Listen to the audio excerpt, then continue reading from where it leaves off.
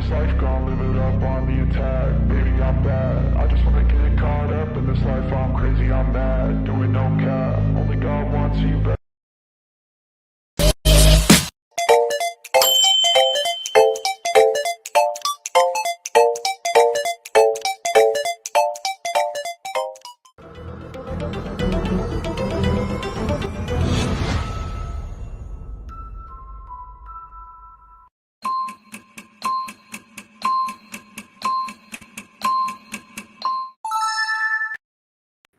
What's up, everybody? It's your boy Tino here, as we're here today to take a little break from WrestleMania weekend. Everybody in the chat, Jadis, whoever is here, Jadis, we are here. Please let me know how I sound. Listen, Jadis, I'm late. I got 3 episodes. Okay, my audio is messed up. I gotta fix it while I'm on myself. I fixed that, so we're good by ourselves. We'll fix it when we get all the guys in here. But guys, we're taking a break from WrestleMania week. And we're here to talk some MLB baseball as we're 1 week into the MLB season and White Sox baseball is, it's still breaking up? Okay, it's better now. I fixed it. So, appreciate your White Sox, Dom, and everybody. I'm sorry, guys. Just having all these issues, it's not fun. But let's not waste any more time. We're here to talk 1 week of baseball with the Chicago White Sox and everything else like that. So, let's get Deech in here. It's going to sound a little weird while I fix it one more time, but let's get our guy Deech in here. What's up, Deech, while I fix the audio? How you doing today, bro? What's up, Tino? How we doing? Yeah, there we go. All right, go ahead. So how we doing, Deech? Good. Just watching the enemy right now. The Twins are playing Cleveland, and I mean, with Duran out for Minnesota, that bullpen's pretty brutal. So you gotta love it, man. It's just one of those things. It's not fun at all. So let's get Justin in here, and then let's introduce our guest, man. I just want to make sure the audio was all good. So, guys, let's get Justin here. What's up, Justin? How we doing today, man? Boys? How you doing, man? You weren't here last week. You White Sox baseball. You remember all the stress now? Do you remember why we don't like this team so much? I never forgot. He said, "I never forgot." So, Justin, how you feeling after being in? I feel like we asked you, and I feel like your prediction was pretty much right. You said about 1 to 2 wins, maybe, last time we talked to you. Yeah. Lord knows it would have gotten that second one if they got another crack at the Braves. Man, I don't know. So, White Sox do play the Kansas. I almost said the Chiefs. They play the Kansas City Royals tonight at 6:40. We got the game starting in about an hour and a half. So, let's not waste any more time, guys, and let's introduce our guests before we get into everything. Now the audio is fixed and we got the 2 guys in here. Let's not waste any more time. He was here on the channel last year, and he was nice enough to make more time to come and hang out with us and talk more about this Chicago White Sox baseball team that we all love, we all suffered through, and we all just deal with. I guess you don't have to. You could just not watch the games. But, guys, let's welcome back to Tino's time, Elijah Evans from Future Sox, doing his thing, making time to come on the Southside, boys. What's up, Elijah? How you doing, bro? What's up, fellas? Thanks for having me back on. It's always a pleasure. I'm looking forward to talking some ball 1 week in. 1 week, man. It doesn't. It feels like a week, and then it doesn't feel like a week. And the anxiety. I remember why I don't like watching this team every day, because I try not to get myself worked up, but then there's some days I'm like, I just want to win, and then especially with these 1-run losses, because that's all they did in the first series. So I want to get your thoughts, Elijah, since you haven't been here in a while. So how are you feeling? How are you feeling about opening day? These new guys, we were talking before we recorded, a lot of these guys that you talked to last year when we were talking on the channel and everything, a lot of them made the opening day. Some of them have pitched and everything. So how do you feel as seeing these guys having interviews and now this year and just the 2024 White Sox in general? Yeah, I'm feeling good, to be honest. I think I'm feeling better than the majority of White Sox fans out there. My mindset, as you guys know, is very future forward. I like to focus on the prospects and the young guys and the kind of the direction of the organization. I don't spend too much time dwelling on some of the negatives, as much as I can. At least it's hard to when you watch games like that first Braves game, it's easy to just feel negative about the team. But at the same time, there's some positive signs. I've liked 4 of the 5 games this season. I felt like have been pretty well played games overall. And beyond that, we've got a lot of young talent in this system that is on the way. A few guys that are already there right now, and a lot of guys right now, between Birmingham and Charlotte that are going to be up this season. And it's going to be a rough year, but on the bright side of that, you're going to get to see a lot of young talent throughout the season, especially the second half of the season. So, I like that better than last year, right? I'd rather watch a team struggle, but know there's young guys coming, as opposed to watch a team that just is bad all season like last year. Yeah, and that's the thing. I mean, seeing the guys like so far, like we've had, like like there haven't been like nothing. But again, like I heard the new, and I'm still trying to figure what's the new announcer's name. I can't John remember. Strifen. Is that okay? That okay? Strifen? I'm trying to figure it out and everything else. But like when he made a comment like that yesterday, and I think it was like Steve, or I was listening to something, and they go, at least they haven't turned, at least they don't have an error yet. I'm dead. I'm like, I can't. And that's like the thing. It's like they're not going to go out there, and we knew the offense was going to struggle. We knew this. Like we were talking about this. We knew that they weren't going to be the greatest offense of all time. Now, did I expect them to lose 1-run games to the opening day and to the Tigers? No. But we were also talking before we started recording about how the Tigers were the dark horse. And after seeing their pitching staff, I forgot they got Flaherty and Avi, just with the football season and everything, you kind of forget on who's on what team. And they have a lot of players and everything else like that. So, it's really interesting to see. And like, again, we're 5 games in. And again, I just have no expectations this year. So I still get myself worked up a little bit and everything else. But I try not to as much as possible because it's just not worth it. Again, we got a long season. Anything can happen. And just have no expectations. So, Justin, you weren't here last week either. We had Footlong on the channel. So thank you, Footlong, for coming out, hanging out with the boys. Justin, how are you feeling? And after watching the first 2 series, do you feel the same as you do? Do you feel anything different? Have you already canceled your subscription to White Sox Everything? Nothing's really surprised me. Have they really not made an air yet? They only have one. And do they have one? Okay, so they have one. Okay. And Dion just like airmailed it into the outfield. That's right. Okay. Crappy. Yeah. Okay, so one. My bad. But I feel like last year we had like 15 by now. I feel like there was just so many last year. Yeah, I mean it's cleaner baseball, but like I equate this to like Rick Hahn got like all the love because the only good things he was able to do was dump off guys for prospects and just loaded the farm system by trading away the few talented players he had on the roster. Chris Getz is now going to, get his flowers for getting rid of those guys and bringing in guys who do the bare minimum, which is simply know how to play baseball. So I'm trying not to be give them too much credit for that, I guess. I mean, they are what I've expected them to be. I don't really have like anything to say that nothing's changed in how I feel about this roster or the general direction of the team is still that this winter is going to be the one where they need to show now, hey, now it's different, rather than, there's nothing that can happen during the season. I mean, no, and that's the thing where just like, you have to just and that's just, I just tried to accept everything that you just said because it just, and you're right. It's not what we expected. So, Deech, you've been to a few games. I went to opening day too. I'm done going to opening day. I told my uncle I'm done. 0-3. I'm sick of it. Maybe next year they'll win. But you went to a few other games, and how are you feeling, obviously, after the Tiger series? Obviously didn't go the great way. We had a split series with the Braves and everything. So how are you feeling about everything after a weekend? I really didn't think the Tiger series was that bad. Like from the Sox, play. There's been the Braves game, which was terrible. That one where they got shut out. What was it, 9-0 or something? But yeah, 9-1, I think maybe. Did they get a run? They might have, but I don't know. Yeah, that Detroit series, any 3 of those games could have swung in our favor with just one simple play. So it's not the end of the world. Certain guy, Braden Shoemake, I wanted to know how his opinion of him, so I will bring that up later. But Shoemake kind of came out of nowhere, made the roster, and obviously he was blocked in Atlanta because why would he be up when they have?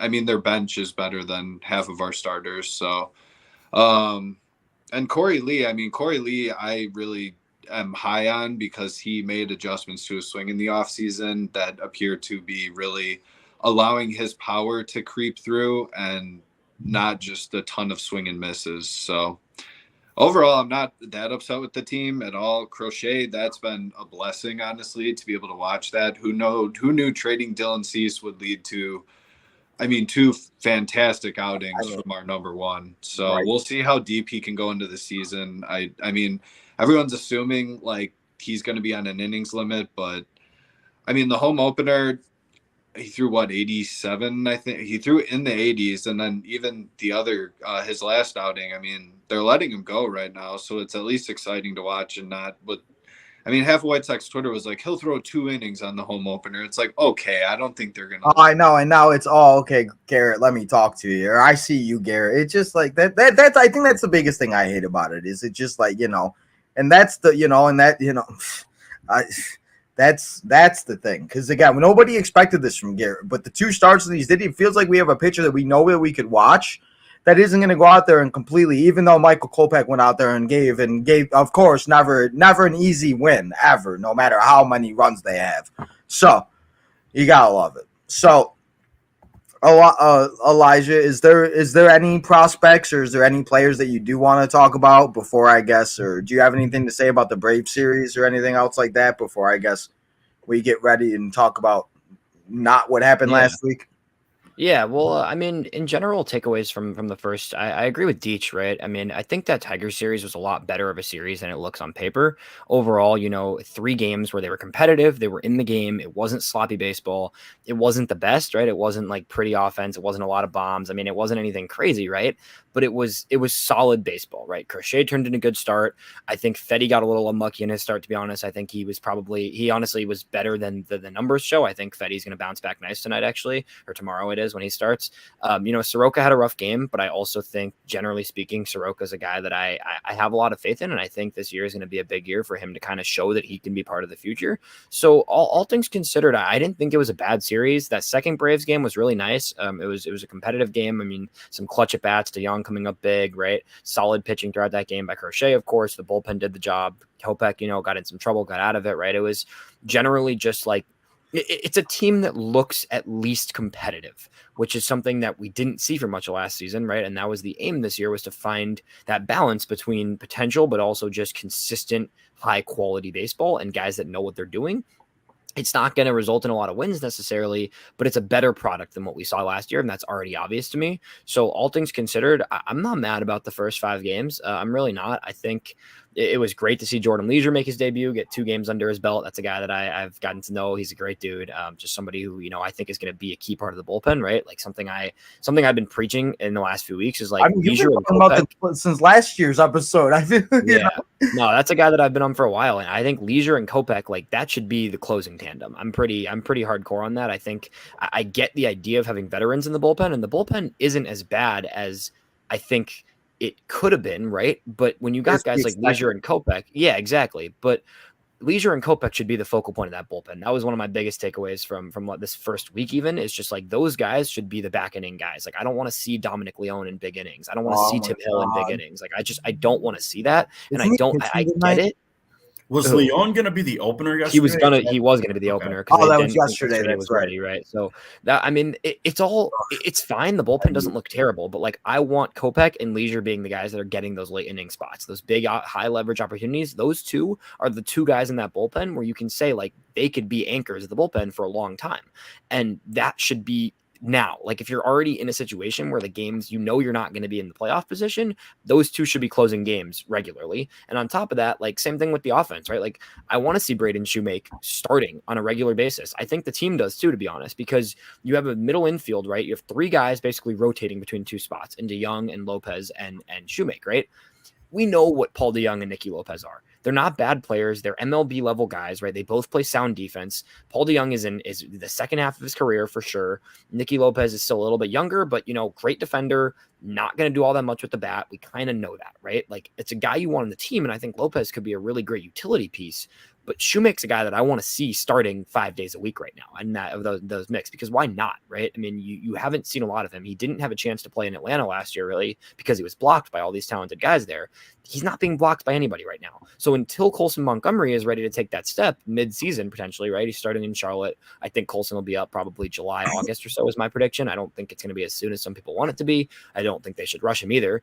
Let's not do that. Well, Yeah. they've already played him at second base too, haven't they? He's played both. He's played So, second. He's played short. He's has a ton of I comfort have at both. And I nothing talked to wrong him. with against lefties. He plays second, and DeYoung plays, and against righties he plays short, and Nicky Lopez is in the lineup, and you platoon DeYoung and Lopez, and you're completely fine with that. Yeah. Even if you want to start DeYoung a little bit more early in the season, then have Lopez off the bench sometimes, or even once or twice a week Moncada sits or Moncada DHs or whatever. Especially with Eloy out, Moncada can take a day off, can take a DH day.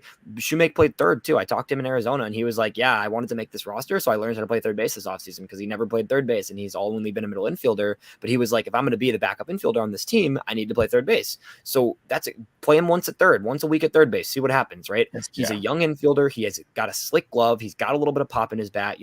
It's not a perfect swing. It's not a perfect offensive approach. He's got some things to work on, but I want to see him playing, and that it's just." Generally, my takeaway and my theme for this season is let the young guys play, see what they can do. Don't rush guys, but when guys are at the appropriate time and place, let them play and see what they can do for the future. You mentioned the biggest gripe that I have so far is the Eloy situation, just because that's just one of those things that we were led to believe would be different. Now, like that's just a kind of tomfoolery and clown show behavior that I thought we left behind with the old regime. It's going to be a week, and then they finally put him on the injured list, and playing a man short with his history, and you're expecting him to make a quicker recovery than like initially forecasted. Like, I don't know, that's been the number one thing that's bothered me so far. That's not even an on the field thing. That's just an organizational thing that I thought would change by now. I don't know if this is true, but that could be partially because it's a matter of like today they had to get rid of Jose Rodriguez for Clevenger. They have all these guys that they have in the minors that are on minor league deals that can turn into major league deals, and I think a lot of them aren't on the 40-man.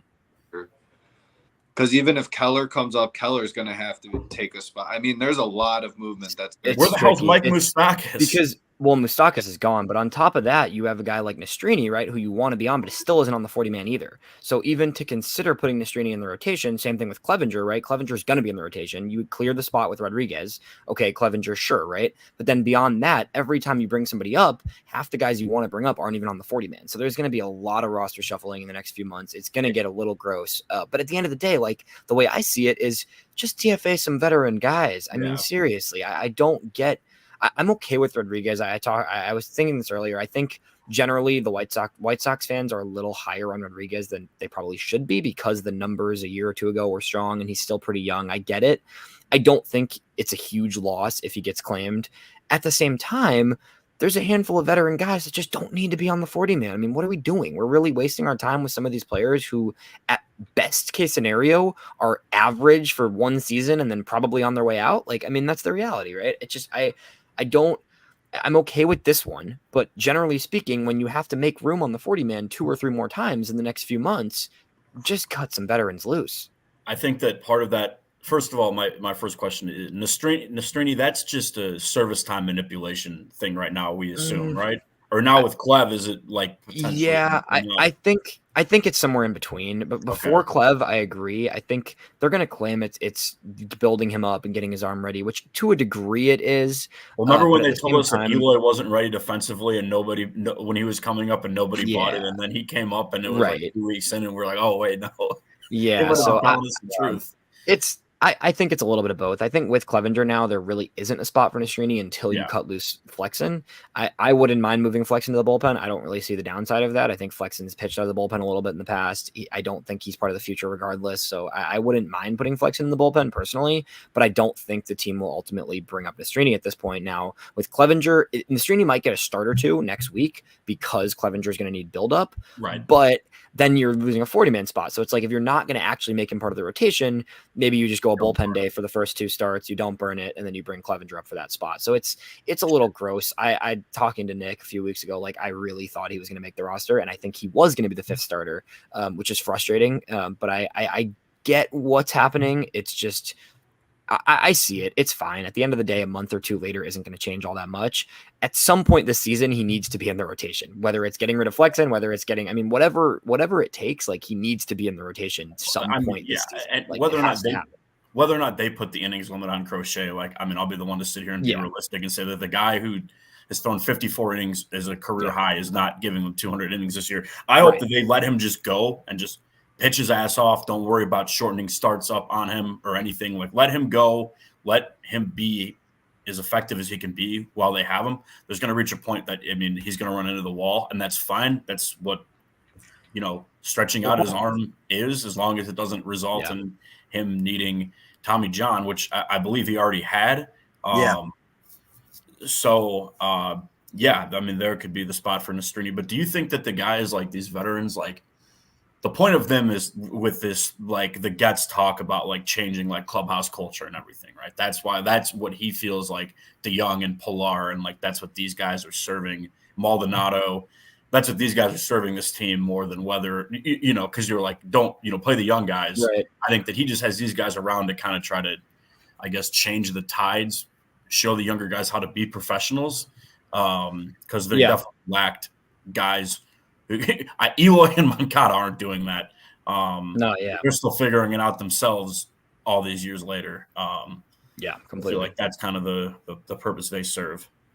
Well, I think that's right. I think it's about establishing a consistency and just a way of going about business that I get fans don't want to hear that. And I understand that that's like such a, like, what are we doing? We're establishing consistency at the major league level, but like, it matters. Like, I know it's hard to understand for people, but it does. And you can sense that at spring training, like being in Arizona this year I spent a week there. Right. And like, you can feel in the clubhouse that it's like, it's different than last year. I was there last year too. And like, there is better energy this year than last year, regardless of that resulting in wins or not. Like you can, it's palpable that this team is a little bit better functioning than they have been in the past. That's very evident to me. So I don't, it's hard, and I get that doesn't satisfy people wanting to watch a better baseball team, but it is doing something, and it's building something in the right direction to where you can at least have an energy that the team's building off to go forward with. And that's it. It's hard. I get it. It's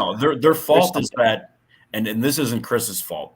They don't want to use the rebuild word again because of how the last one ended and the association the Sox fans have with that word right now. But the reality is, anyone who watched the team the last 2 years knew that the rebuild was necessary from a culture standpoint as much as anything. Gut these guys who have been there, where it's just been clearly the vibes weren't good the last couple of years, last year especially. Right. And Elijah, you might feel differently than me. This is not to disrespect anybody's opinion. It'll be great at the end of this year when they get Eloy and Yoan out of there too. We never have to see those guys again. And it's truly the clean slate. Like, that is whatever you want to call what we just went through the past few years is behind us. You want these new guys who are coming up to learn from veterans how to carry themselves, what a good clubhouse looks like. And then eventually, then you run out of then it's not, the good vibes aren't enough. Then they can get back to, are they going to spend money in free agency? And then that's where we'll really see what's going to happen for this group. Yeah, I think they got all a young talent in the world. You got to complement it at least a little bit with outside signings. Yeah, which I know that you all know. I will say with Eloy and Moncada, Moncada has actually been busting his ass on the bases and stuff.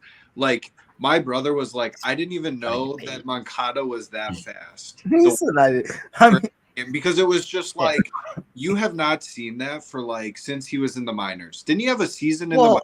I mean, again, 40 bases. Oh no, he came up as a 65 grade runner, right? For people that don't know, scouting is 20 to 80 on grades. He was a 60, 65 grade runner when he was the number one prospect in baseball. So this isn't a guy that was he was supposed to be a true 5-tool player. That was his projection, right? He was literally the top prospect in baseball. This is not a guy who was oh, he's going to be pretty good. This was a guy who's he is going to be a superstar. He signed for $60 million straight out of Cuba.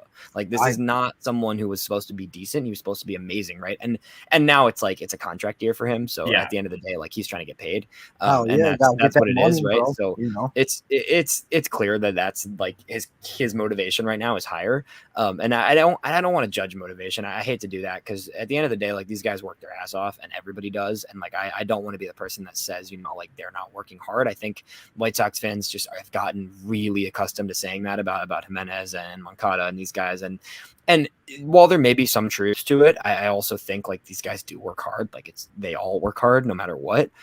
So it's tricky, right? But I think you're right, Justin. Like this is the two of them are on their way out at this point. I think best case scenario, you flip them for something at the deadline. To be honest, if Moncada's, I don't think you're getting anything for Eloy. I think teams at this point are just not even going to bother because of the injuries. Well, that's why nobody called all offseason. Yeah, I mean they could have traded him all offseason and nobody. And the unfortunate part in their contract, sorry, I'll let you go out. The thing in their contract too is that they both have buyouts. So regardless of them having team options, Moncada's owed $5 million just to not pick up his option, and Eloy's you have to pay $3 million just to not pick up his option, right? So just to not pay them next year, you have to pay them $3 or $5 million just to buy them out, right? So no team is going to take Eloy knowing they have to buy him out for $3 million because nobody's going to keep him on the current contract. So really, they probably won't get traded. But best case scenario, Moncada keeps playing the way he's playing right now. If Moncada puts up, borderline all-star caliber, somebody would burn $5 million on buying him out just for to have him for a playoff run if he's playing like this. He plays good defense. He can run like Deech said. He's a switch hitter. Yeah. I mean, it's just I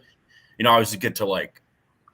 Yeah, well, when people start talking about that, I know that more teams make it now. Like how many contenders, injuries aside, how many contenders are taking the field right now without like a legitimate third baseman? Like you got to be good at the corners, you got to be good everywhere, but like, so that's the only thing is like I don't know what his market would necessarily be unless there's a team out there, that finds themselves short at third base. But it would be great if they could move him. I'm fully of the opinion that all the hustle and everything we're seeing this year is just because he doesn't have the guaranteed money sitting there for him next season.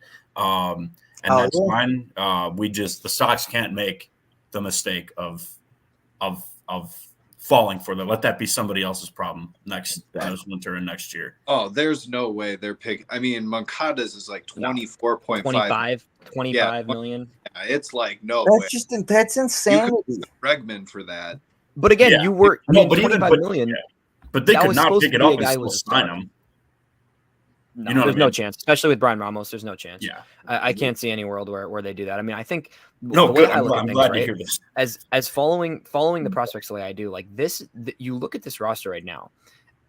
Going into 2025, assuming guys perform the way they do and they don't get hurt in 24, because obviously getting injured can change things because it delays the process for prospects. You just don't know, and that's the thing. You don't know who's going to get hurt at any point at any game. I mean, you just look at the Cubs pitcher Steele. He got hurt the first game, and I think he's already on the IL. So he'll be back in a few days. But yeah, you never know. But I mean, looking at the roster, right? Ideally, you have Colson at short, you have you have Ramos at third, right? And then you have second base as whatever. Ideally, you sign somebody. Shoemake will be great, right? But in my mind, I'm forecasting Shoemake as the utility infielder because I think that's probably the role that suits him best long term, right? And then you have an outfield where you've got Benny, you've got Luis. You've got right field, which if Dominic Fletcher takes a step forward, great. If not, you got to sign someone. If he does, if Fletcher is more of the fourth outfielder, right? Because I think Fletcher has a floor at least of a fourth outfielder because he's fast, he plays good defense, he's got some tools, right? If best case, he takes a step and he becomes the right fielder on a regular basis, or you sign somebody in right field. But you've got a whole left side of the infield that your top two offensive prospects are coming and are going to fill those holes. You want to run into 2025 with those guys starting and feeling comfortable if they both make it to the bigs in 24. You've got a catching situation where you'd love to see Corey Lee take a step forward, right? But Edgar Caro is going to be there sooner than later. He's probably not opening day 2025, but he's at some point in 25, Caro will be up, right? So that's three positions already that you have your top offensive prospects ready to fill. And then you got to make some signings, like you were saying, Justin. You gotta do something next year because next year isn't World Series, right? I don't see any. Nobody thinks next year is World Series, but next year should be a competitive team with multiple top prospects on it that can show you some life and fill some holes that are holes, right? Like when Moncada's gone, third base will be a hole, shortstop will still be a hole. You've got two top prospects that should be ready for those jobs. You put some faith in them. But you can't just stop there. You have to supplement the roster, whether it be second base or whether it be right field and whether it be the pitching staff. you got to supplement there somehow in addition to the players that you're developing in the system, because you can't just go into next year and say, hey, we've got this strong farm system that's gotten a lot better over the last few years. We're just going to let our entire roster be prospects and a few holdovers, right? Like, Yeah, you got they to just add did some that. We pieces just to saw it. how that ends. Exactly. Not in a good way at all. I will say, Andrew Vaughn, this is a huge year for him, because if he does not take a step forward, at some point they may cut him loose.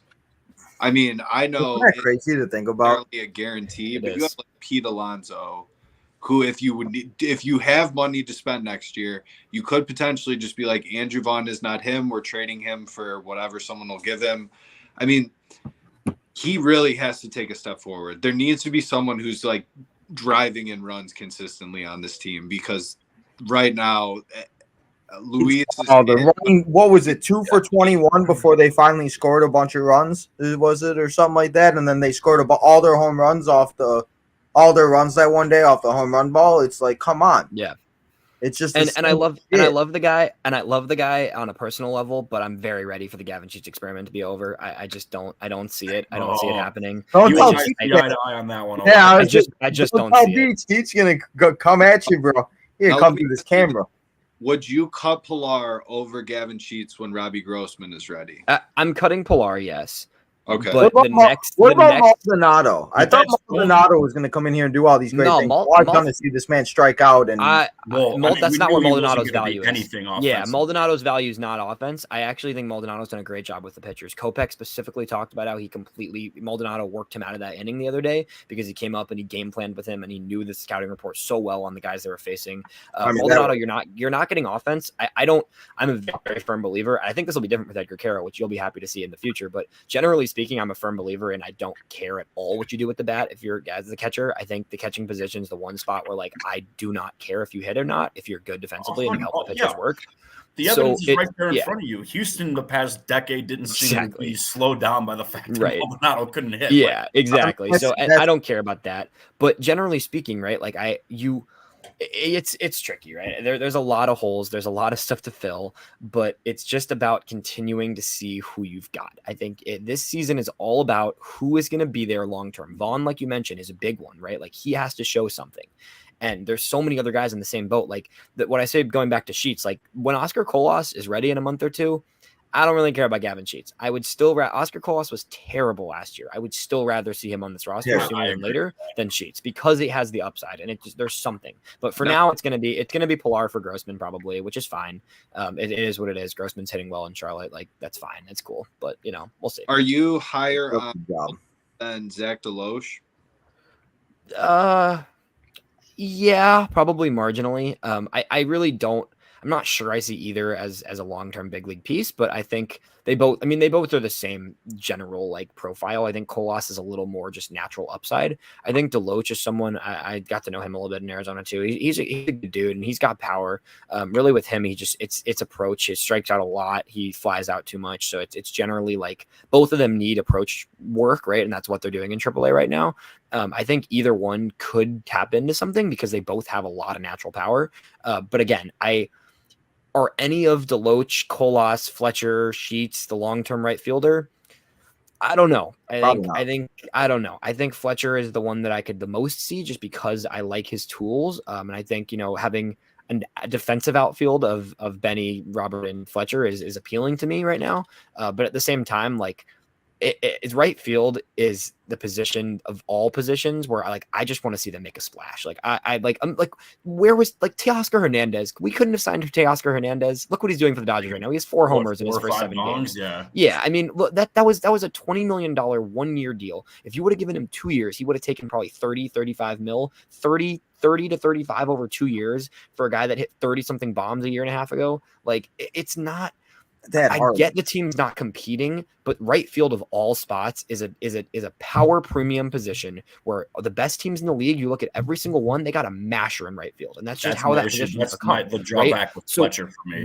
Where is that? And I like Fletcher, right? But ultimately, I'd rather see Benny get moved eventually and Fletcher be the left fielder, and then bring in somebody for right field, right? So the right field is like the position of all positions where, like, if any of those guys I mentioned click, that would be great. I would love to see it. But ultimately, like, go out and spend some freaking money and get somebody who can fill that hole. We have not. When was the last time we had a right fielder that you looked at and you were like, wow, that literally Jermaine Dye. That's the answer. Yeah, Jermaine Dye is the answer. Jermaine Dye's the last time they had a real right fielder. Jim Tomei is the last time they had a real left-handed bat. It gives me a headache. Just the fact that was over 10 plus years ago too is just. It's true. Right field's the one spot where I just want them to sign somebody already. I would love if any of these guys break through. I really would love to see it. I hope Fletcher gets somewhere. I hope Colas or Deloach takes a step this year. That would be awesome to see for this year.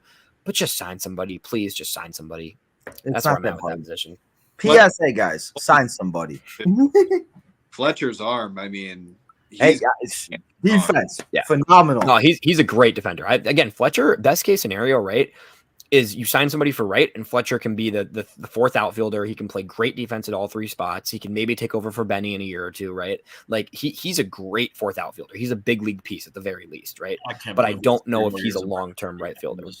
Yeah, Benny for 4 more years is going to be right. That contract is just so bad. I mean, maybe he'll have a revenge weekend against his former team in Kansas City, you know? No, the tough part is that they 2 real contracts that they gave out both stunk, and that's just going to discourage doing anything more in the future between Benintendi and Grandal. I mean, Grandal it was the years that got him there. Did he even make the Pirates team? Is he not ready yet? I don't think. I was wondering that because I was looking at the Marlins. Other than today, they're facing Lance Lynn. Berger homered twice off. I was going to say Berger and Anderson are having a field day, but before that, they're 0-7 and having themselves a grand old time in Miami. So they're screwed in Miami. They just announced Yuri. Everybody's hurt. Yuri just got TJ too. Yeah. Did he really? Oh, shoot. And that's what I'm saying. We talked about injuries. You just don't know what's going to happen. Somebody can get hurt in the game today or it's game tomorrow. You just don't know what's going to happen, and that changes up, as you said earlier, with the trades with Moncada and everything. If some big third baseman gets hurt and Moncada keeps playing like this, they're going to be desperate, especially if they're in a race and they want to go and they want to get it and they want to hope. And, just take advantage of these people. I mean, look at the Aaron Bummer trade. Like, we got 5 guys that are in the whatever, and Bummer's throwing balls into the right field because he don't know what he's doing. So, and that trade is an example of just taking it. It's a team that just needed to clear roster spots, right? And they didn't have a spot for any of the 5 guys they traded us, right? But at the same time, Shoemake, Soroka, and Lopez are on the opening day roster. So even if those guys are half decent, that's worth it, right? And then best case scenario, like I was saying earlier, best case scenario, you flip Moncada and you flip DeYoung at the deadline for something, and then Colson and Ramos are right there because those guys are going to be ready and they're knocking on the door, And did you see that stat that DeYoung now has more home runs than Tim Anderson already since last year? I was like, that's sick. He's got 2. I was like, that's awful. Yeah, I think he could be good for like 18 homers. Maybe if it depends on how often he plays. I mean, we talked about how we want to see like Shoemake be the guy or whatever, but like if DeYoung's getting ABs, he's got the pop in his bat, and they need that in the lineup. Yeah, and if he's decent, then you can flip him. I mean, that's the best case scenario, right? If Colton's ready in July, then you flip DeYoung for something for a team that needs just a veteran infielder, Yeah, and just make the right trades, and that's what it's all about. Deech, do you want to do your infamous Shoemaker now? You can do it all in slow motion. Shoemake some bombs. Yeah, Shoemake some bombs right in the field. I couldn't with you. I did find something while we were talking about Eloy and everything. I found this on Twitter a few days ago, and I really wanted to show it because I was looking at the dates, and it really stressed me out about Eloy and the fact that this man has literally left the game this many times. 1, 2, 3, 4, 5, 6. And then if you look at the dates, it's April 13th.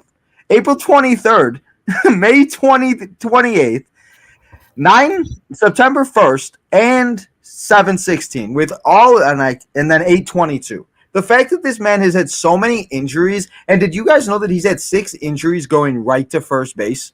He's got injured 6 times going to first base. I believe that he had the one in Minnesota. Yeah, sounds about right. I was listening to the podcast with Chuck and Ryan, and I'm like, are you serious? 6 times this man has gotten hurt, and then he's stretching in KC today, getting all ready, and it's like so that's the thing. Like, you guys, we were all talking about the Eloy and everything, but I wanted to show that because it just like that's the thing. Nobody wanted him. No team was calling for him. Everybody expected this, and we got through 3 games, and he's already hurt. Well, that doesn't even that tweet doesn't even have the worst of them all. Was the I know pack going over the wall in spring training? Yeah. Oh my God! Like I said, the worst injury in the history of professional sports. Oh my! And the fact that it was a spring training game was even worse. It was not a catchable ball either. No, if you rewatch it back, I went back and rewatched it. I found the actual clip. It really was not. So before we get to any of the like the upcoming games. Is there anything else, Elijah, you want to mention or talk about, or a guy maybe I haven't mentioned, or is there? I'm trying to think of some good prospect talk. I mean, it's fun. I was getting prepped for minor league season, which starts tomorrow, right? And I was looking through the rosters, and between Winston-Salem, which is high A, and Birmingham double A, you've got probably 20 of the top 30 prospects in the system at those two levels. Both of those rotations are going to be awesome. I'm super pumped to watch the pitching staffs there, because you've got, between those two levels, you've probably got 6-7 guys who are potential big league starters, which is really exciting. So, the guys from the Dylan Cease trade are worth mentioning here too. In terms of like this year, like what we could see, Drew Thorpe is going to be up this year for sure. I think behind Nastrini, right? Drew Thorpe and Jonathan Cannon are the two pitchers that are kind of next up. Thorpe's a guy that, if things click for Drew Thorpe, he could be really, really solid. He's going to provide kind of just that next level of pitching in the minors. He was one of the best pitchers in all of minor league baseball last season, and is kind of ready to take that next step. I think he's going to be in Birmingham. I wouldn't be shocked if he's in Charlotte pretty soon. And then from there, I mean, there's a world where this rotation, the thing I'm watching the most in the minors is the pitching, right? Because Colson and Ramos, like I mentioned, both should be up this year. Beyond that, the pitching is fun, and the pitching is exciting in a way where I think we could just, there's almost a point later in the year where you could just say, you know what, sorry to some of the vets, like, you're gonna step aside, right? Aside from Crochet, like I don't like imagine.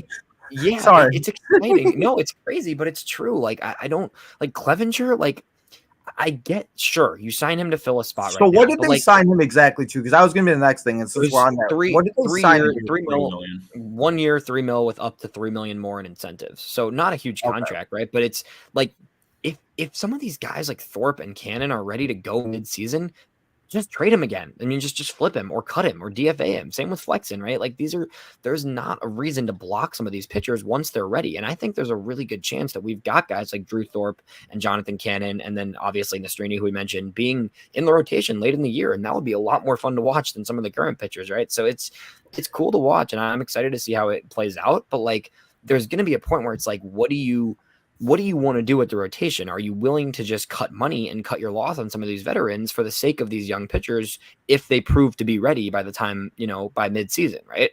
So it's a good time. It's a good time for the minors. I'm probably going to watch more Barons games than I am White Sox games over the next few months, in all honesty, just because that's engaging. That's where the fun is at right now. And then there's a lot of players that I want to see what they do this year, because next year is going to be the time where a lot of these guys become a major piece of the team. We're going to see a large portion of the Birmingham roster like pushing to be in the White Sox roster next year. So that's where the fun's at right now. I know it can be super tedious, but for people that have MLB TV, check out some Barons games and some Dash games, because there's going to be some fun baseball down there, and there's pitchers that are exciting to watch, and there's just players at every level that are just going to be a lot of fun. So I did hear Schultz throwing a lot, like his velo is up. Schultz is, I saw him. So I went and saw him on the backfields in Arizona, and he was just throwing live BP to a few of the younger minor league guys when I was out there. And he was just, he was sitting like 98, touching 99. He was just, the ride on it, 98 with the sink he has and the arm angle he throws at, right? Like, this is a guy who's left-handed, right? Throwing at like a 3/4 slot where he's coming from up here. So it's the movement on that pitch from a guy who's 6'9" and comes from a sidearm, like almost semi-sidearm, right? It's ridiculous. And then you pair it with a slider that's one of the best sliders I've seen in the minor leagues. Schultz is, the innings need to get built up. He's got some time. It's going to take a while, right? 27 innings last year. That's just, you're going to have to be patient with him. And it's not going to be this year. It's not going to be next year. It's not going to be anytime soon. But come 2027, like, Schultz is a guy that like we could, there's a world where I don't want to put this expectation on him, but like there's a world where he is like legitimately the next version of Chris Sale for the White Sox. Like I know people are saying that with Crochet to a degree, but like Schultz is a special arm talent. It's just about if he can stay healthy and if he can manage his innings in a way where he develops the right way. Top tier talent though. Really, really the talent is through the roof with that guy. So it's going to be fun. That Dash rotation too with Schultz and a bunch of other guys there. There's a lot of pitching depth in the system compared to where it was, a year to 2 years ago. It's very, very different. And it's cool to look at a farm system and say, hey, like this is a quality farm system. Like it's not the bottom tier farm system. It's not even it's an above average farm system in my opinion. I think it's probably 10th to 15th in baseball right now, which compared to 27th or something at the beginning of last year, right? So that's a huge change, and you gotta tip your cap to Rick Hahn just a little bit. I know people don't love Hahn in Chicago, but he's done some good things in the trading front. I know it's yeah, he's done some things. That was the only thing he knew how to he do. Could do was trade guys for prospects. Yeah. That's his only. That's his only. And yes, and you're completely right. But like that's positioned the team in a pretty decent spot in terms of the farm system compared to where it would have been, a year or two ago, right? How long do I have to wait for George Wolko? Walkout is going to be a while. I love Walkout. He's a great dude. Deech and I are both from Downers Grove. I played against him. I watched him play when he was a freshman in high school. Really? It was just ridiculous. Small world, right? That's weird. Yeah, That's he's pretty special. I got to talk to him in Arizona too. His talent is through the roof, and the guy's also just like one of the most mature 18-year-olds I've ever met in my life. Like he has a better like presence and ability to talk to people than like the 24-year-old prospects do on the roster. Like truly one of the most well-spoken guys in the entire organization at 18 years old, which is crazy. That's awesome. But it takes a special guy to skip your senior year of high school and say, screw it, I'm going to go to the draft because I can and I want to start working. And that's just, his work ethic is amazing and his talent is up through the charts. It's going to be a while for sure, but he's starting in Arizona. He's staying back at extended spring training, going to keep working out there for now. I think he'll get to Kannapolis probably some point, in a few months.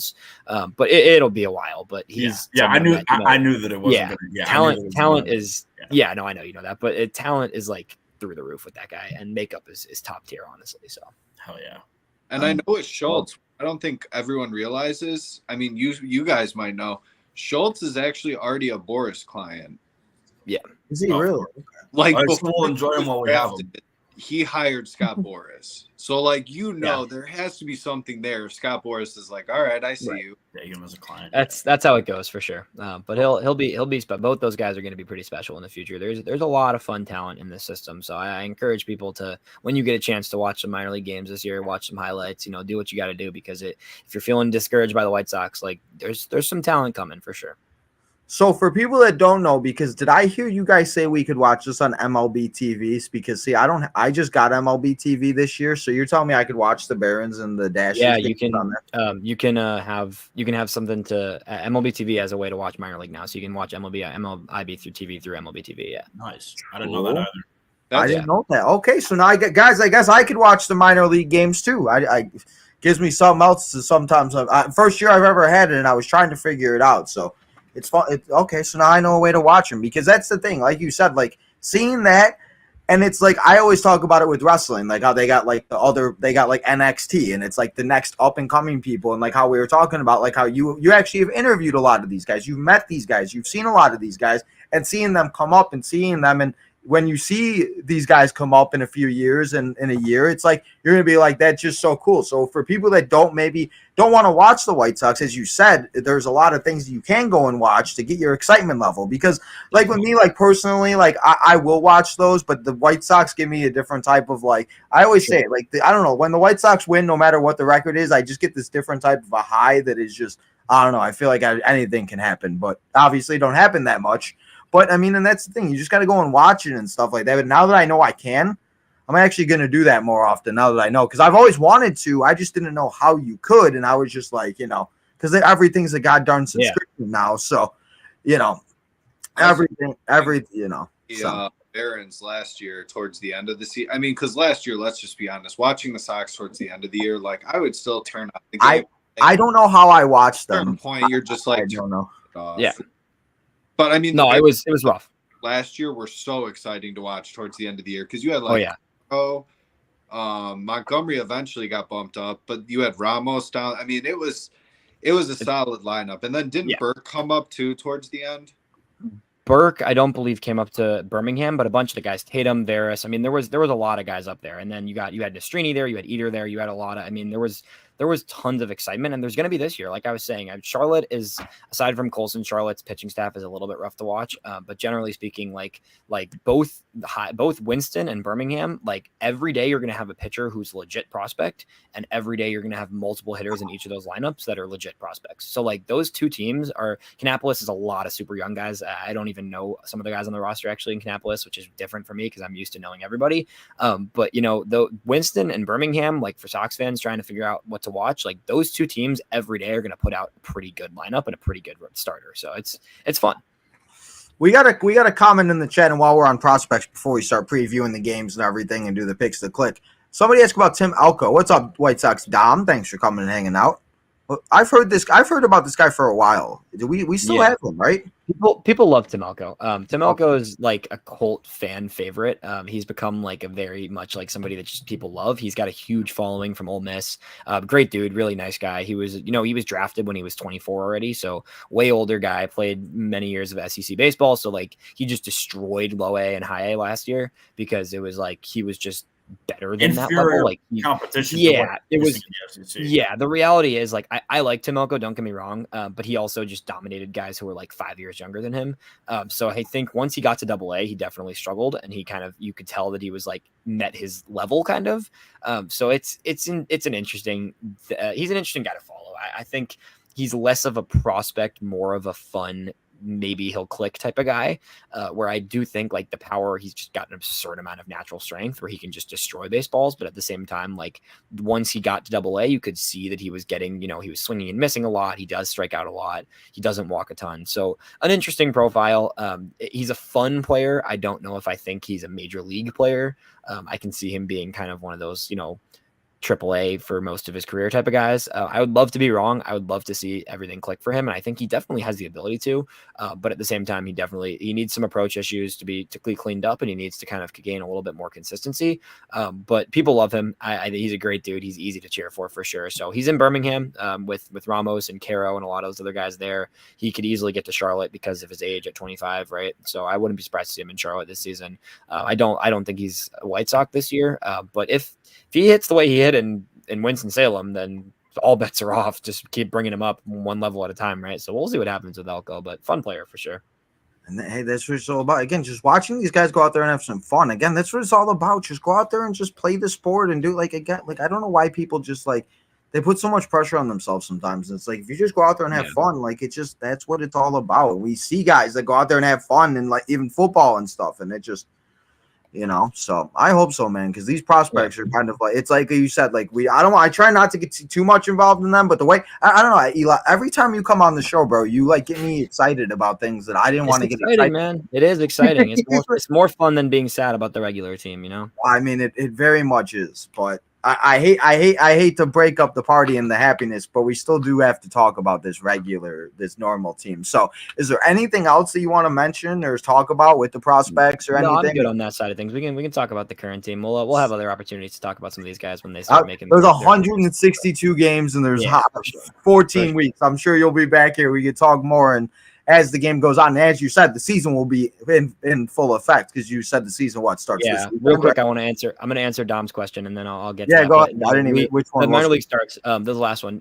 That's a good question because I think the White Sox are in a spot right now where they are in such a great spot at number 5. The 5th pick there's 5 or 6 guys that are truly in competition to be top, 1 or 2 picks. So it's no matter who they draft at 5, it's going to be a very good player. I'm super excited to see what happens. I would love to see Chase Burns fall. I don't know if he does at this point. He looks like, last year's version of a Paul Skeens type, not quite Paul Skeens, but that kind of clear number 1 pitcher right now. Charlie Condon would be great, but he's probably going to go 1 or 2 at this point. Bazana would be amazing. Weatherholt's great. I mean, there's a ton of talent in this draft. So that's going to be another thing to watch with the White Sox is the draft is coming up is going to be fun too this year. I want them to take that dude from Wake Forest, the pitcher. I can't even think of his name off the top. Yeah, Burns is amazing. Yeah, but he'll probably be like top 3 more, right? It's hard to gauge though. I mean, there really is 5-6 guys that are all could be top 2, 3. So it's like whoever they get at 5 is going to be a great player. I'm going to end up falling in love with him in Omaha because I have a World Series future on Wake Forest this year. So I know by the end of all of that, I'm going to be like, he needs to be. He'll be special for sure. Yeah. But let's talk the real stuff. I'll let you roll into it, Tino. I mean, I love it, man, because that's like, again, we got to find something to get excited for because it's crappy. It's cold outside. The game starts in an hour. I'm cold. I'm just cold thinking about it. And it just got to find something to get excited about, especially when the team is 1-4 and there's really not, too much excitement. I like I said, the excitement that you give me sometimes, man, I need that sometimes just to get through, because this team ain't going to be that good. So Justin, I know you said you got to leave in a few minutes, so I wanted to do the picks to click here before we go. So I'm going to say the lineup, and then we're all going to go around real quick before we preview. And like I said, Justin, you just give us your thoughts on tonight's game, and then I'll let you go. So I'm going to go over the lineup. I wasn't able to get the picture up, but they are starting at 6:40. It's a weird time tonight. We have Benintendi starting it off. Moncada at Robert, Gavin Sheets, Andrew Vaughn, Brandon Shoemaker, Dominic Fletcher, Nicky Lopez, Corey Lee, and then as Deech's thing says, it's Soroka bump day. So Eli, if you want to take Soroka, you can. And hey, if they have a great start. So I'm going to go one by one. I'm going to put it full screen so that when I edit it, it looks a little better. So Deech, I'll start with you since you're the one that's right next to me. So Deech, who you got today for the picks that click, bro? Corey Lee, because he homered the last time I picked him. Oh, is that what it is? Okay. Well, this time you're not at the game. So, okay. Well, I guess, guys, he's going Corey Lee. So, Justin, who you got today? I'll roll with AV. We talked about him on here, how he needs to have his big year and prove something. So, why the hell not? Maybe that's a sign. Maybe he'll go deep tonight. There we go. I like it. Eli, who you got? Oh, that's a tough one. I think I'm trying to see the lineup real quick. I just missed that lineup. My bad. Thing, but, I read no, it. You're totally good. I'll go Dom Fletcher. Let's go Fletcher. I think Fletcher's due. It's been a rough start for him, but generally I do think there's a lot more in that bat than we've seen so far. So I think he'll have a little net tonight. I like it, and I feel like the easy answer is always Robert, but I'm going to go Andrew Benintendi tonight. We'll see what happens. Maybe he'll do something. So I'm taking Benintendi. Deech is taking Lee. Eli's taking Fletcher. Right? You said Fletcher. Yeah. And then Justin is going. Justin, who are you going with again? AV, baby. Andrew Vaughn. AV, Andrew Vaughn. There we go. So that is today's picks to click. The video will be up on YouTube and everything else, but I figured since we're sitting here talking. So, Justin, before I let you go for the week and we see you next time, what's your thoughts on the KC? And if you want to give your quick thoughts on the Guardian series real quick, too. So what do you think about these next two series? And do we have a better record next week, or is it just going to be 1-4 every week? Yeah, I'll just go ahead and assume Cleveland will kick their ass like they always do. Always. Isn't it fun? I'll be optimistic and say that they get a split in Cleveland and get swept by KC. We'll go and get split in KC and get swept by Cleveland. We'll go 2-4. That's right, because this is a 4-game series in Cleveland. That's right, or in Kansas City. So I gotta remember that. So. Justin, man, I appreciate you coming and hanging out. Have a good rest of your week, man, if you want to let anybody know what you got going on or anything. But if not, man, thank you again for always coming and hanging out with us and joining us. I got my dad calling me right now, so I'm going to hop. See you, boys. Elijah, great talking, man. Appreciate you coming on, and we'll see you guys next week. See you, Justin. Have a good one, man. Peace, boys. So, Justin, we'll see him next week. Thank you, Elijah, for staying and sticking with us. If you got to go too, bro, just let me know. I just got a few more things to do. So, but good. Well, I guess I'll start with you, Elijah, since we really haven't talked too much about the normal team and the actual team and the MLB team. How are you feeling about this Royal Series after seeing the Detroit, the 2 games in with Atlanta and everything else like this? This is also the first road game of the year. So yeah, I'm expecting a good game from Soroka tonight. I actually think the White Sox might sneak one out tonight. I think he's due for a nice game. He looked good in spring training. He looked really good to me in spring training. He really looks like he showed flashes of the 2019 version of himself. That was one of the best pitchers in baseball, right? So I think Soroka has a good night tonight. I'll take him to win tonight. Tomorrow, don't feel great about the next 2 games. Brady Singer looks really good. So so the next 2 it's Fetty and Singer. We always have a problem with Singer, it seems. Yeah, and Singer looks a lot better than he did last year. WrestleMania Sunday, if anybody is watching WrestleMania. Chris Flexton against Michael Waka. I love Flexton only in the show. And then on Monday, it's Garrett Crochet taking on Alex Marsh.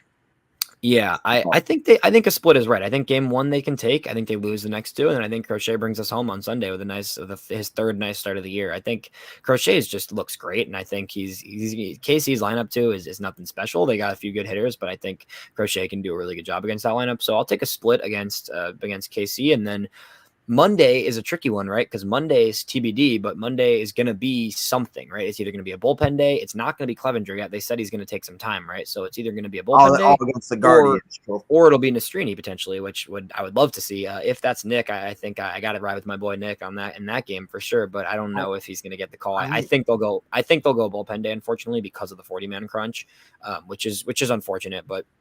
is what it is, right? And then the rest of that Cleveland series, I mean, Cleveland's playing good baseball right now. On top of the fact that we just never beat Cleveland. That's kind of the White Sox. So One of the White Sox trends is not beating Cleveland. So I think Justin's prediction is probably good. Maybe they squeak out one in Cleveland. I'll go between the 7 games coming up, I'll go 3-4. I'll be a little optimistic with it, but I think 2-5 probably sounds a little bit more right. But 3-4 would be nice. It's so you're absolutely right though. Where it's just like that's the thing where it just can they just please walk Jose Ramirez? I don't care what they do all series. I don't care if anybody else beats us. Please just walk Jose Ramirez. That's a great idea. I can't deal with it, especially because it's in Cleveland and we got to listen to the clappity clap and all the nonsense. I just don't want to listen to it. So you're absolutely right with that. And I got it. They don't have an off day until next Thursday. So when we're here next Thursday, we'll be recapping these, but they do not play a game. So they do play 7 full games for everybody that is curious. And yes, guys, I will be watching these games during WrestleMania and this weekend. So you'll have to listen to me talk about the White Sox and cry and complain because they suck. But it's what happens here on the channel. So you just got to deal with it. So, Deech, how do you feel, bro? I was going to ask if you were going to any, but they're not at home. So I don't think Deech is going. So, Deech, how do you feel about this week? And what do you think we got Crochet pitching? And the next 2 games also with Cleveland that is after with the 2 pitchers that are pitching that we know of is Fetty and Soroka. So those are the 2 that are like announced. And then we have, as you said, probably the bullpen day. So, Deech, how do you feel about it? And are you still excited for baseball or are you done yet? No, I'm excited. I think off tonight. It's a little bit warmer in Kansas City. I looked around. The first pitch, it should be like 55-ish. Yeah. We going to KC, bro. Let's go. I'll see you guys there. I'm done. I can't deal with this weather. I mean, I'm not asking Moncada to homer. If you can get some of these guys at the top of the lineup on base, the runs are going to come. They're not going to be this like powerhouse of an offensive team, but I don't think they are going to be what we saw the first 2 series necessarily every single game where they're struggling to even put a run or 2 over. I'm with the White Sox every time. It don't matter who's on the team. They're always awful in April and May, and then all of a sudden June and July, it's like they all learn how to hit the ball because it's nicer and warmer outside. They all forget that you can hit the ball in April too. I don't know what it is. The stats though of how they're hitting so far, they're not hitting the ball into the ground as much as they were last year. So that eventually, I mean, some of that stuff is going to. I mean, Eloy is really the only one I think huge issue with his. I mean, there's other at-bats that have been bad for singular players. Eloy's approach so far has been horrendous, and then obviously he got hurt. As soon as I saw that grimace, I'm like, I hate life. I'm like, I just can't. I'm like, I'm done. I think I was watching the game on the stream. I'm like, this is BS. I'm like, guys, Eloy's hurt. So I'm at that point where I'm done. Like I was gonna go on a rant, but I just didn't feel like ranting because I ranted earlier today, and I'm just so over it. Just get Elijah. I've started selling all my shit because it's not even worth having because they're all off the team now. I got all these things. I'm like, I don't know what to do with. I got bobbleheads. I got this. I'm just like, well, whatever. I'm like, I'm done. And as this game is going on, because we were talking about the Marlins earlier, they're probably going to go to 0-8 because they just blew a 5-2 run lead as they gave up 5 to 6 runs against the Cardinals. So that's pretty typical of the Marlins these Isn't days. Again, everybody's so happy. Although we got the Jake Berger crybabies, we got the Tim Anderson crybabies. Listen, I try to be as positive and everything as much, but I can't deal with it. It is annoying. The guys are gone. They're not on the teams no more. Let's watch all the guys that Elijah was talking about. It's like I just cannot. It's like move on or go buy a Marlins jersey, please. Go buy a Marlins jersey and root for the goddamn Marlins because I'm sick of it. And now they're 0-8 or whatever, and now it's just I don't know. I get on rants sometimes. It's fun. So I'm gonna agree. So Deech, what'd you say for the series? I'm sorry, I didn't even. So for Kansas City, I'm gonna say they'll win 3. They play Kansas City 4, right? Yeah, Kansas City 4, Cleveland. So I'll say they'll go 3-1 against Kansas City. I'm just feeling good about this series. I really think, guys like Fetty and Soroka, both of them probably walked out onto the mound and were like, holy shit, I have not really been here. And Soroka was with the Braves last year, but rebounding from an injury, he tear his Achilles? And he had 2 or 3 different injuries over the last years. Yeah, brutal injuries. So, that was probably his first, holy shit, I'm back. This is cool. Beginning of the season, in a rotation, because he really settled down after that first inning. Right. specifically, and even Fetty, I mean, the movement on his pitches is very, I mean, it's notable where you can be like, all right, you have a path to success here. Like there is definitely so, and that's interesting too. I know you mentioned earlier, like at a certain point of the season, you start bringing all these young pitchers up. If Soroka has a huge year, do you sit there at the deadline and start dangling him just to see if you can? I mean, there are guys. It's interesting with Soroka because I think you could go either way. You could try to dangle him, but you got to remember the dude's only 26. Like Yeah. he's a guy that was Wait, he's only 26 years old. He finished I feel sixth. like I've been hearing about this guy since I was like, really? He finished sixth in Cy Young voting in his age 21 season, right? When he was going on 22. So this is a guy who broke out really young, was incredibly talented at a young age, and dealt with 3 years straight of injuries, right? So I get that decreases the national value on him for sure. But if he has a really good start, like you got to look at extending him too. I think you got to consider that, right? I think you consider, yes, you maybe trade him, but there's also a chance you extend him and you say, hey, Crochet and Soroka are the future in addition to the prospect guys, right? So it's like I could see it going two different directions with him. I could see it clicking and you trade him and you just say, we're going to sell high on him. We're going to get some more young guys in. I could also see it clicking for him and saying, this is a guy we can give a 3-year deal because he's still pretty young, a 3-4 year deal, and see what happens and keep him in the rotation for a few years. Because Fetty has a 2-year deal as well, correct? Fetty has a 2-year deal, but Fetty I'd see more likely. I don't know about more likely, but Fetty you can trade with a year of his contract. If Fetty has a solid first half of the year, a year 2 at $7.5 million, right? If somebody's getting him that would basically be somebody getting him for a year and a half at $10 million. Like that's a great value deal if he pitches to a high 3 ERA even. Like that's a contender would pay something significant for that. So they were both good bounce back investments because either way with those guys, you're not investing a ton into them.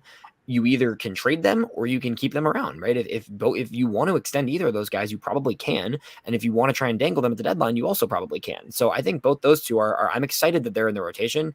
Again, those back 2 spots, I think should 100% be given to prospects within the next few months, even if it's not immediately. I still really hope that the Clevenger and Flexen spot become Nistrini, one other prospect eventually. But those spots with Soroka and Flexen, or with Soroka and Fetty, you've got a lot of opportunity there to see what happens. I'm excited to see what happens. And like I said, with Kansas City, I'll say they'll win 3 out of 4, and then Cleveland. I don't know.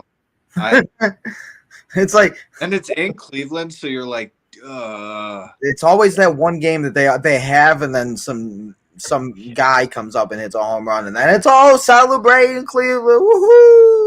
I'm going to say we'll win 2 out of 3 in Cleveland as well. I honestly think it was optimism. Listen, DJ, I love you because you're so positive. Yeah, 11-2, man. That's a pretty good start.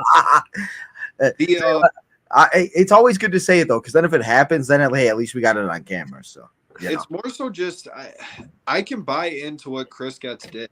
Like the defensive issues last year caused the pitching to have more issues. Like it was a domino effect. So watching the games so far, just real quick, like watching the games, they're going by quicker. The pitchers are like, you're not like this every time the guy goes for a ball and he's gonna kick it into the center field. They're all making the plays that they need to make to get the outs and So go ahead. Sorry. The pitchers just aren't nibbling like last year. Yeah. There have been starts that have been quality starts solely because they didn't have to play this game of like my defense is absolutely horrendous behind me. So like any contact needs to be minimal. Like they almost stretch the strike zone to swing at this pitch. Whereas this year, Crochet has just been pinpointing his like spots. They were talking about it on. He just goes out there and does it. It's beautiful. They were like up, down, like side. Crochet has just been fantastic, but I feel like it's almost overshadowing. There have been other than Flexen, all of the pitchers I really have had no issue with, to be honest with you. They've all shown me enough, and with Soroka and Fetty, both guys have really not been like locked in. I'm fully healthy, ready to go here in quite a while, at least at a major league level. Fetty was the KBO, whatever, Cy Young winner last year. But from what I've heard from people who, I mean, even my ticket rep said like Fetty was like Chris Getz was so high on Fetty and thought it was an absolute steal this offseason what they got him for. So I'm feeling confident enough to say between the pitching, I think the bats will be better these next two series. I think it's a matter of making some adjustments, and as much I had an issue with them lining Eloy and Vaughn together in the lineup, because if both of them are struggling, they turn into the same hitter who's just going to hit the ball into the ground. And I'd almost like them to switch Robert and split them up as opposed to necessarily just continue that way. But with Eloy out now, I mean, who knows? Sheets is playing for his life here, so Sheets could all of a sudden just turn it on a little. I mean, he's not going to. We've seen it happen. We've seen him do it. A couple home runs. Yeah. Turn it on, hit 2 homers in a game, and then not get a hit for 4 days. That's about the experience. I mean, his at bats have been better. They have been a little bit better. At the plate. I mean, I agree. Just a tiny bit. I agree. Well, yeah, no, I'm gonna say best case probably 4-3, and worst case probably 2-5 out of all of them. And I think they probably will have a better series against KC. Hopefully, it will be this and that. But the Cleveland series always just is some type of game always happens. Like I said, it's a Yan Gomes game or a Jose Ramirez game the Josh Naylor. I don't even want to talk about that, man. Is he even still on the team? I don't even know if he's still there. Is he still there? Really well. Yeah, of course he is. He always doing so. I was hoping they got rid of him. I just did not pay attention as much as I usually do to the offseason. But it's gonna be interesting to see what happens this week. So is there anything else you want to talk about though? With everything else, I'm gonna get to the chat and go through this, and then we can say goodbye because the game starts in 35 minutes. That's all I got. I'm ready to watch. I'm ready to watch some baseball tonight. I'm looking forward to Soroka. I think he's gonna have a good game. I'm thinking today. Could be a win. The Soroka games kind of give me a little bit more confidence throughout. I'm getting excited. There's stuff to watch. Like I was saying, I'll preach it one more time before we let everybody go. But keep positive, people. I keep the hopes up a little bit with everything, bro. That's all you can do with everything that goes on in this crazy world and all this shit. You know. 100%. Don't let a baseball team ruin it. Just try to look for the exciting things, and it is what. Again, I want to be I talked about it on my wrestling streams all the time. You guys don't understand. Like if I'm live for the Sox and it's a playoff game and I'm watching wrestling, like my it's gonna be like an up and down roller coaster because it would just be amazing. But I'm also gonna realize that I can't get upset about it because there's another game, there's another day, there's another year. It's like and it's just not what it is. So. Just stay positive. Positive vibes only. That's what I always like to say. I'm done with the negativity, especially with I just can't. So we got White Sox Dom in the house. What's up, White Sox Dom? We got Jadis in the house. Jadis making fun of me. He said I'm late. Jadis, we were 2 minutes late. Listen to me, Jadis. I tried my best. What's up, Daniel? Appreciate you, Daniel. He said free Luis Robert. How about no? If you get rid of Luis Robert, then we have nobody to root for. Listen, that's all I got. That's true. Crochet is king. Yes, he is. Crochet is king. I mean, the way he's been pitching is phenomenal. Like I said, nobody expected it opening day, and him going out there and doing what he did, even though we lost, it was one of those things. It was like, okay, and then he did it again. If he goes out there and does it again, then we're getting into where it's like, dang. Especially if he pitches 5 to 6 innings again. Like some of the Sox content I've really appreciated that they put out, like Jordan Leisure, they had that whole little video where he called his grandpa and okay, so that's who that was. I was trying to figure out who it was because I saw the video, but okay, that moments like that are so cool too, and it's just that's part of what I love doing with the pro when I talk to these prospects. I mean, that's one thing that I think in general, being a baseball person, right? Like.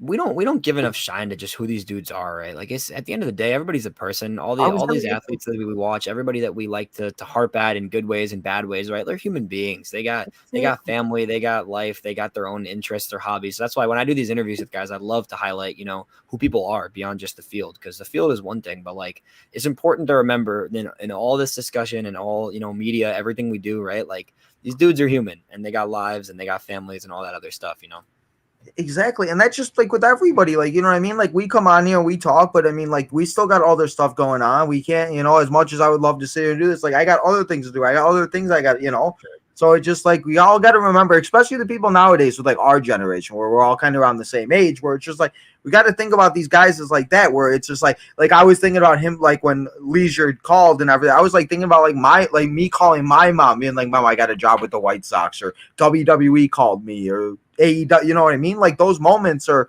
where it's at, and you just got to appreciate it, and just because these guys just trying to make a living and live their best life and do with it something that they've loved as long as possible. No, it's not Footlong. We will get Footlong back. It was Elijah. I'm sorry to disappoint you, Jadis. I guess Jadis really loved Footlong Beach. Or maybe he just likes to say Footlong. I don't know. We got Cool Gamer. What's up, Cool Gamer? He said I'm cringe. Why am I cringe? If I'm cringe, then don't come and hang out with me. Damn, I guess I'm cringe, guys. What do we think? He said, if you're a White Sox fan, then yeah, it's end of the world. Listen, it's not the end of nothing. You just turn it off if you don't want to watch it. What's up, Eric? Thank you for stopping by. We got Joe's birthday. Joe's birthday is tomorrow. Happy early birthday, Joe. WrestleMania week begins tomorrow, guys. They should have signed Michael. Is Michael Conforto even on a team or doing anything? Yeah, he's on the Giants. He's playing well. Is he? Okay. I didn't know if he got signed. Moncada to the Dodgers. Okay, then who are we getting? That's what I want to know. Who we're getting for Moncada? Chris Getz and Jerry Reinsdorf are willing to eat. You could get a lot if you eat a bunch of Moncada's contract, but could we trade Moncada, Jerry, and Reinsdorf? Or well, I guess I said Jerry twice, but could we sign? Okay, could we just send Jerry and Moncada there? As much as people hate Jerry, look at the A's situation right now. That is like, if you want to rag on Jerry Reinsdorf, what that guy is doing over there is completely criminal. Yeah, right. Like that's a whole different podcast story that we could just sit here and talk about that for hours. And those players getting punished for supporting that like last dive bar or whatever. That people, oh my God, like wristband gate or whatever they're calling it. I mean. That is where, Reinsdorf would never take it to that extent. So, it could be worse as much as people complain. Sure. No. It always could be worse. Again, you could be in a completely different scenario. Tina, listen, I'm fine. I just had to get my anger out about all you Liv Morgan crybabies earlier, but we're good. Dan said he's agreeing with you, Deech. He's taking Corey Lee for the picks to click. Corey Young will have a home run this season. Just being a bad. Not necessarily. He is a solid catcher, but like he has enough potential and power where you could be because he can play first base. I think he played some third. Yeah. He played different positions in the minors. So obviously he wants to be a catcher, but him and Cuero, that could be pretty wicked of it. Catching core right there to have in the major league level. It's just gotta keep that hope, and I can't wait to see Caro. And it's gonna again. It's just one of those things. Like look at the guys that we traded for him, and now Lopez was on the Braves, and now Giolito is on the Red Sox, and is hurt out for the year. Yeah. So it just true. It's you just never know what's gonna. And that's the thing. Like I said, it's like what if we sign Giolito and then he's out for the year? Then everybody's angry. So pitching injuries are impossible. Might have more home runs. The Young might if Anderson or if not Anderson. It wouldn't surprise me. Listen, he's already got two. So, and the last one we got, I'm with Daniel. Free Robert. He said no. When you got your Houston Texans, you got your Stephon Diggs, you already got your Houston Astros. They're also not doing that great and everything. And also, if you did not know, guys, the White Sox are now compared to the Atlanta Braves when they won the World Series because the Atlanta Braves started off this bad. That was a silly statement. We're going to the World Series, guys. Always got to leave. No, don't. Let's not be real here. So, Elijah, I want to thank you, man, for coming here and hanging out for an hour and 20 minutes. Is there anything else that you want to talk about, or anything that you want to let people know what's going on, or anything you got going on?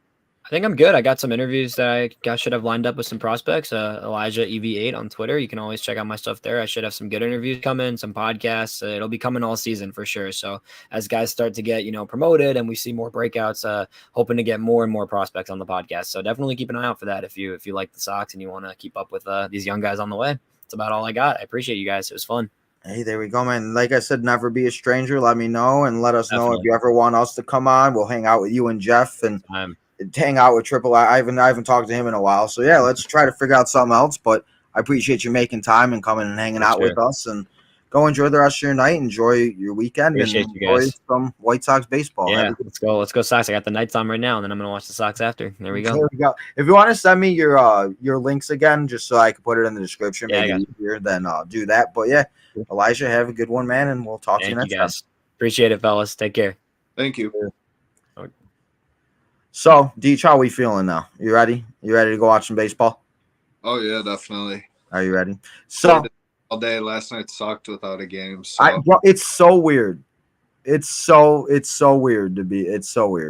I don't like it when there's not a game on. So I'm gonna go and get ready, guys. We will be back here in 40 minutes, 39 minutes to be exact, as we continue today's triple header with WrestleMania 15, as it's the season finale of the season of WrestleMania Throwback. Come and hang out as we finish off WrestleManias and we get ready for WrestleMania weekend. Deech, again, thank you, bro, for always coming and hanging out and joining me on these Southside Boys episodes, setting up those interviews. Can't do it without you, for real. I can't. So thank you, Deech. I appreciate it. But, guys, go follow Deech on Southside Deech. Go follow Tino's Time on Tino's Time. Go follow the Southside Boys, all that good stuff.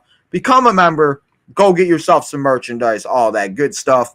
Go follow. And make sure you hit that subscribe button if you have not yet, guys. We hit 1860 today, so we now are 40 subscribers to 1900. We are getting closer and closer. We start WrestleMania week tomorrow. So, guys, go and hit that subscribe button on the road to 2K. And lastly, turn that notification button on so you know when we go live next, which will be tomorrow. Will be tonight and tomorrow afternoon and all weekend. So, go and hit that subscribe button. And before we go, we got to give out the MVP, and it's our guy, White Sox Dan. Dan, you are today, or Dom, I should say. I said Dan. White Sox Dom.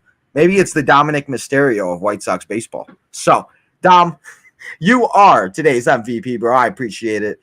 Again, thank you to Elijah. Thank you to Justin for coming and hanging out. Thank you to Deech, as always. So, guys, enjoy the rest of your afternoon. If you're not going to be here tonight, enjoy your weekend if you only watch the Southside Boys. But if you're not, and you do love your boy Tino, come and hang out as we watch WrestleMania 15 in 30 short minutes. So, guys, have a good one, and I'll see you at 7 o'clock for WrestleMania 15.